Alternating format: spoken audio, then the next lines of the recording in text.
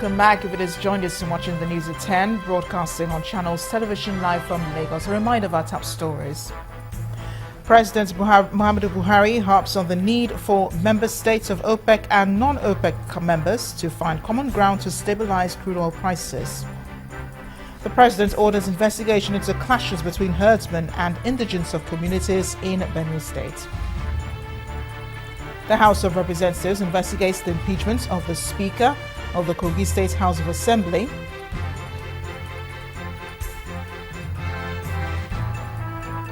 And NPFL champions Enyimba advance to the first round of the CAF Champions League.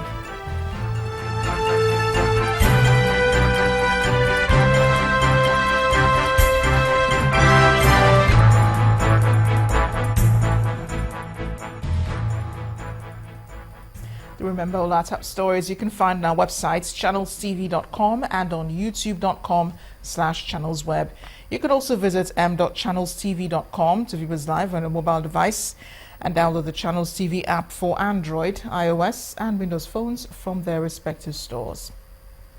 Then we urge you to interact with the Channels AdWitness feature in the Channels TV app on the Android, iOS and Windows platforms. Now, for those pictures or videos that you'd like to share with us, tap the application on your device, swipe to reveal the AdWitness menu and follow the instructions. Let's take a look at some pictures sent into our AdWitness portal, beginning in Jalingo, the Taraba State capital. Our AdWitness reporter says this is the aftermath of a fire outbreak which burnt the stores and property worth thousands of naira. Our next photo was sent in from Ilorin, the Kwara State capital, showing motorists queuing to buy petrol at this service station. Our AdWitness reporter calls on the federal authorities to resolve the situation of scarcity. We're in the FCT with this next picture, also showing people queuing up trying to buy petrol. Back here in Lagos is this photo sent in from the Lekki area. It shows a road accident involving a sports utility vehicle and a commercial bus. Our AdWitness reporter accuses both drivers of excessive speed. Our journey ends in Warri, Delta State. A bad portion of the road. Our AdWitness reporter is calling on state authorities to help fix it. Senior Advocate of Nigeria, Mr. Femi Falana, has called for the release of the former commander of the Multinational Joint Task Force, Brigadier General Eniton Ransome Kuti. In a letter addressed to the Chief of Army Staff, Falana said the continued detention of his clients cannot be justified under the Armed Forces Act and the Constitution of the Federal Republic of Nigeria. Falana said, "For reasons best known to you, the request for our client's release pending appeal was turned down by your good self in flagrant violation of Section 160 of the Armed Forces Act. We are therefore compelled to request you to use your good office to ensure that our client is released from unjust and illegal incarceration forthwith." End of quote. Do remember that Brigadier General Ransome Kuti was convicted and sentenced to dismissal from the Nigerian Army and 6-month imprisonment by a special court-martial on October 15, 2015 for reportedly withdrawing soldiers from Baga community. The Kogi State House of Assembly has been embroiled in a series of impeachment controversies which has paralyzed legislative activities at the chamber. The plan of the House of Representatives to intervene to help restore normalcy may have reached an advanced stage as federal lawmakers are in the state on a fact-finding mission. True to its words, the House of Representatives have waded into the crisis rocking the Kogi State House of Assembly with a fact-finding tour to the state. Before going into a closed-door meeting with the governor, the leader of the team, Representative Pali Iriase, speaks about what his team hopes to achieve. Our mission is that of fact-finding. We want to find out the real facts behind the alleged crisis in Kogi State House of Assembly. We want to know what has happened.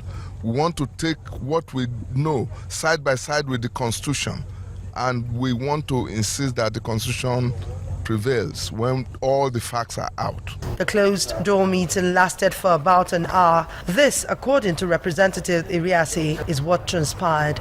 it is proper to receive any allegation, and in line with the Constitution, you have to find out precisely what the true situation, the position is. And that is why we've decided not to sit anywhere else but to come to Kogi State so that we can get the facts as they are.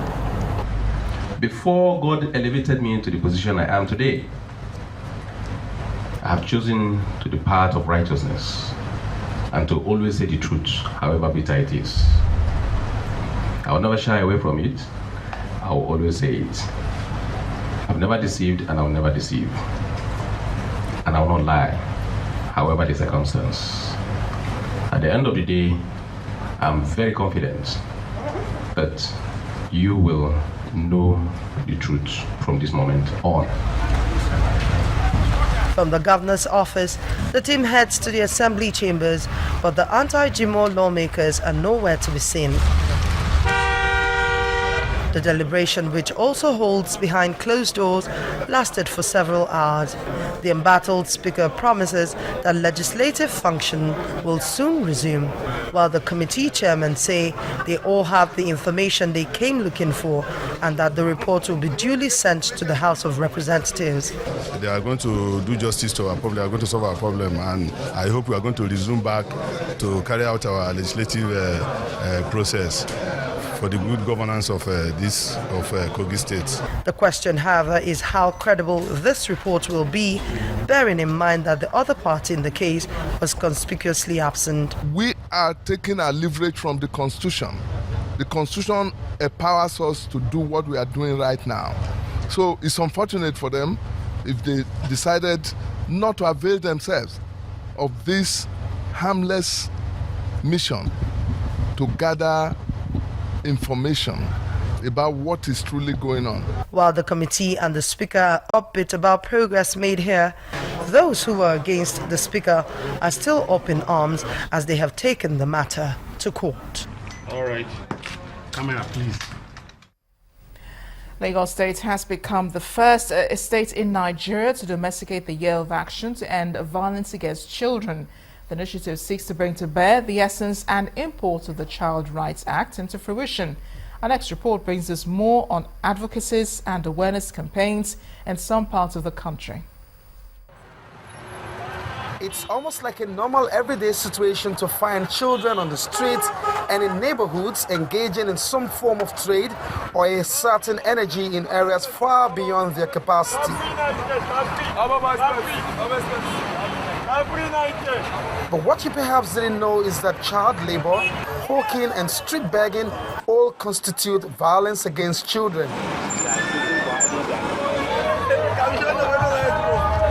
More worrisome is the statistics around this subject. Results from a national survey conducted in 2014 states that 6 out of every 10 children experience some form of violence before turning adolescents. 1 out of every 4 girls and 1 out of every 10 boys are sexually abused. Half of all children experience violence. 1 out of every 6 girls and 1 out of every 5 boys experience emotional violence. It also states that girls significantly are likely to experience both sexually and physical violence than other forms of violence combined.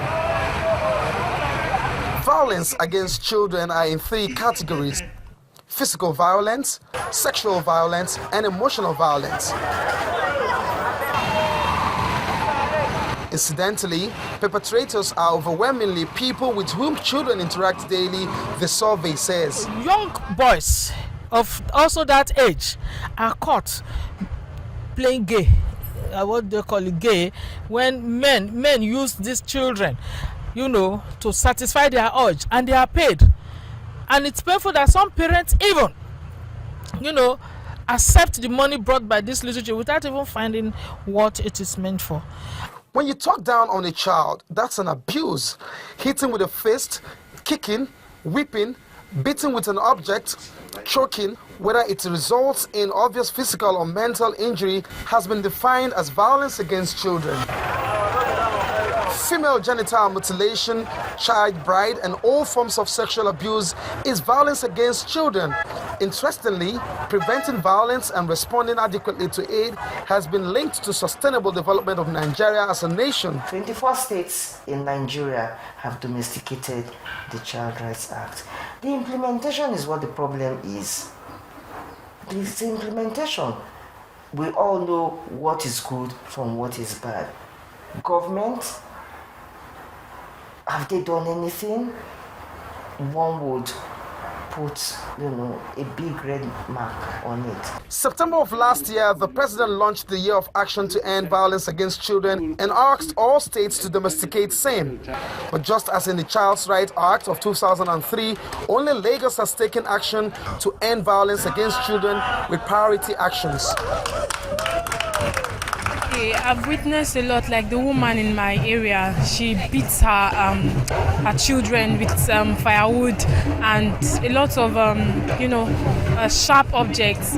And I think they should also be educated, not just the teachers, the students, the parents outside too. Because if we get home now, we tell them that this is what we've learned today, they won't believe us. In some states across the country, however, groups, faith-based communities, individuals are speaking up against the vice, advising on where help can be sought. The call to action is actually everyone's responsibility. Let's all help to name and shame perpetrators and collectively end violence in whatever form against children, irrespective of cultural, religious, and traditional preferences. Olu Phillips, Channels Television News. Joining us now to discuss further this situation in Nigeria is the UNICEF Chief of Child Protection, Rachel Harvey. Rachel, thanks for joining us on the News at 10. Thank you very much for having me. Okay, so clarify, what violence against children is from child abuse, because they do sound alike.